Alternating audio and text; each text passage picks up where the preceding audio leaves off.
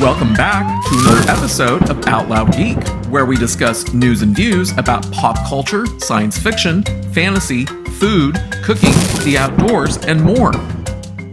According to two websites, Thursday, September 21st, 2023 was the final day that Mission Impossible Dead Reckoning Part 1 was playing in any movie theaters across the US.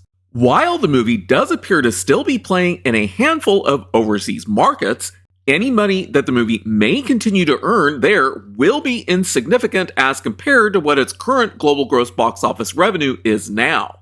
The movie's official premiere was on Wednesday, July 12th, but there were Tuesday evening previews on July 11th in the US. To begin this post-mortem, I'm going to start with the movie's domestic opening weekend box office, which saw this seventh Mission Impossible movie earn $54.7 million. But since the movie had premiered domestically midweek, its total domestic box office at the end of its opening weekend was actually $78.5 million, meaning that it had earned $23.8 million before its first weekend at the box office. So my first question is, how good is this domestic opening weekend as compared with its six predecessors?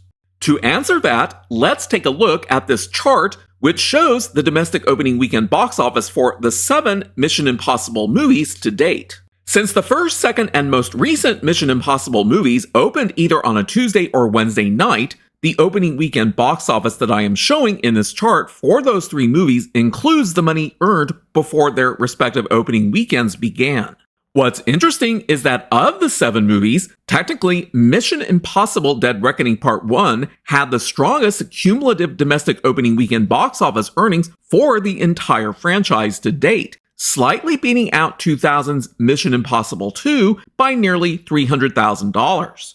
But what this chart doesn't take into account is that domestic movie theater ticket prices have increased due to inflation since the first Mission Impossible movie was released way back in 1996, and that was 27 years ago. So yeah, this film franchise is nearly 30 years old, and over that period of time, this next chart illustrates how the average domestic movie theater ticket prices have risen for each of the 7 Mission Impossible movies as they were released. Today, average domestic movie theater ticket prices are around $10.53, but when the first Mission Impossible movie opened in 1996, those same movie theater tickets were only around $4.42. In other words, people on average are paying around $6.11 more for each movie theater ticket that they purchase today than they were paying in 1996. So when we view the domestic opening weekend box office for the Mission Impossible franchise in terms of how many people actually purchase tickets, we see a very different set of numbers. While Mission Impossible Dead Reckoning Part 1 barely had the highest domestic opening weekend box office earnings by beating out 2000's Mission Impossible 2, the total number of people who actually purchased tickets domestically for Mission Impossible 2 was practically double as compared with the number of people who purchased tickets to see Dead Reckoning Part 1. And in fact, the domestic opening weekend franchise numbers dropped off significantly after Mission Impossible 2 and have never actually recovered. But what about the final domestic box office numbers for all 7 movies across the franchise? The final domestic box office earned by Mission Impossible Dead Reckoning Part 1 is around $172.1 million. And when we view this chart, which shows the final domestic box office for the entire franchise, we can quickly see that Dead Reckoning Part 1 had the second lowest final domestic box office earnings for the entire franchise to date. And I personally don't consider that to be a particularly good omen for Dead Reckoning Part 2, which is supposed to open in 2024. That movie could very well end up doing worse, but we won't know until long after it opens next year.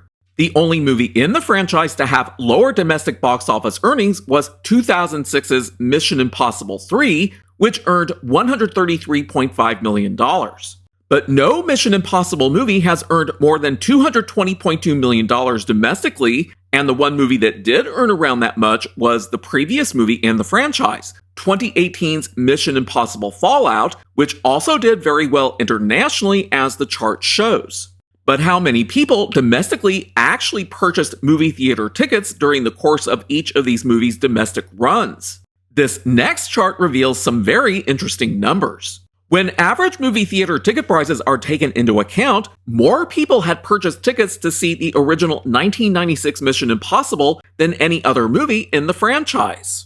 And while 2000's Mission Impossible 2 comes in a very close second, as the red trend line in the chart illustrates, the number of movie theater ticket buyers in the US has been in a steady decline from pretty much the very beginning of the franchise. And as with the number of tickets purchased domestically for each movie's opening weekend, there was a steep fall off after the second movie with only a small increase for movies 4 through 6, but never coming close to the numbers that the first two movies had. But take a very close look at the number for Dead Reckoning Part 1. It not only stands out as being the one movie to sell the fewest number of movie theater tickets domestically, it also didn't manage to reach 20 million tickets sold like all of the other movies in the franchise that preceded it. That's a very definite demonstration of loss of interest, but part of that large drop-off may be due to some very stiff competition that Dead Reckoning Part 1 faced not even 1 week after it opened. The openings of Barbie and Oppenheimer, which are both still earning money domestically and internationally. So as I said earlier, what does this mean for Dead Reckoning Part 2, which is slated to premiere in March of 2024? It's probably going to be another massive box office disappointment for Paramount Pictures. But there is one more interesting takeaway from the final domestic box office for Dead Reckoning Part 1 that I want to share. As I said earlier in the video, the movie barely had the highest domestic opening weekend box office for the entire franchise when the early weekday premieres are taken into account, and the movie that it barely beat was 2000's Mission Impossible 2. Thus, in spite of them having nearly the same domestic opening weekend box office, the final domestic box office earned by Mission Impossible 2 was around $43.3 million more than what Dead Reckoning Part 1 earned in the end. And the reason for that was because Dead Reckoning Part 1 had the highest average weekly drop in domestic box office for the entire franchise at a whopping 45.6%, while the average weekly drop for Mission Impossible 2 was much lower at 36.3%. In other words, interest in Dead Reckoning Part 1 dropped off at a much higher rate, and part of that, again, may be attributable to the openings of Barbie and Oppenheimer only less than a week later. But most of that, I believe, is due to waning interest in the franchise itself. Because Dead Reckoning Part 1 wasn't the only movie to be adversely impacted by those two very successful movies, and I spoke about that in my Who Will Be the Biggest Flop video series. So the openings of Barbie and Oppenheimer are not the only reasons why Dead Reckoning Part 1 ultimately flopped. As with the apparent and broad waning interest in superhero movies at large, it's also entirely possible that interest in the Mission Impossible franchise is also waning, as it obviously did substantially after the release of 2000's Mission Impossible 2. People may simply be tired of the Mission Impossible franchise in spite of the massive box office success that Tom Cruise's 2022 movie Top Gun: Maverick had last year. Now, before we look at the final global gross box office numbers for Dead Reckoning Part 1 and the rest of the franchise, I want to point out something about the international box office numbers on this chart. The one Mission Impossible movie that had the highest international box office earnings was the previous movie, 2018's Mission Impossible Fallout, which earned around $566.5 million internationally. Let's remember that number because as we look at the final global gross box office earnings across the entire franchise, the final global gross box office earnings for Dead Reckoning Part 1 was around $567.5 million. In other words, 2018's Mission Impossible Fallout earned almost as much internationally alone as compared with the entire global earnings that Dead Reckoning Part 1 has. So, Dead Reckoning Part 1 had a massive drop in overall earnings as compared with the previous movie, as well as many of the movies in the franchise. And Dead Reckoning Part 1 was also the franchise's first movie to be an undeniable flop. 2006's Mission Impossible 3, which earned around $399.4 million, falls into the questionable break-even point zone because those earnings were more than 2.5 times its production budget, but were also below 3 times the movie's production budget. As many of you who have watched my previous videos may recall, I estimate what a movie's break-even point range may be by multiplying its production budget by 2.5 and 3.0 respectively to account for the 50% of gross ticket sales that movie theaters keep for themselves, as well as the additional costs of marketing the movie and other miscellaneous costs that the studio pays above and beyond the production budget. This next chart shows the reported production budgets for each of the 7 Mission Impossible movies to date, and the one for Dead Reckoning Part 1 is astronomical as compared to its predecessors. And its massive production budget is one of the reasons why the movie flopped as much as it did, because when we multiply those production budgets by 2.5 and 3.0 to show their estimated break-even point ranges, along with their final global gross box office revenues, we can easily see just how badly Dead Reckoning Part 1 flopped as compared with its predecessors. These can be further illustrated in this next chart, which shows the estimated profits or losses that each of the movies in the franchise experienced. These numbers were derived by subtracting each movie's estimated break-even point range values from how much money each one earned globally, then dividing the results by 2 to see how much money the studio earned after movie theaters took their 50% cut of the total earnings. Thus, Dead Reckoning Part 1 lost a ton of money on the order of $78.7 million to $151.2 million.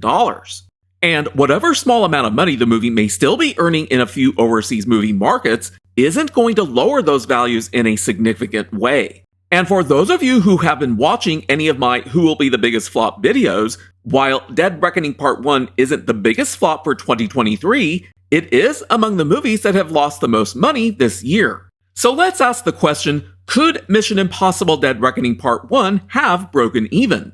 Obviously, the only way that this movie could have broken even would have been with a significantly lower production budget. Interest in the franchise has been clearly waning for a long time, so spending $290 million on this movie was a terrible idea. Obviously, the studio couldn't have predicted how much Barbie and Oppenheimer were going to impact Dead Reckoning Part 1, but I think if they had waited a bit longer to release the movie so that it had less big-budget competition, then it might have performed somewhat better at the box office.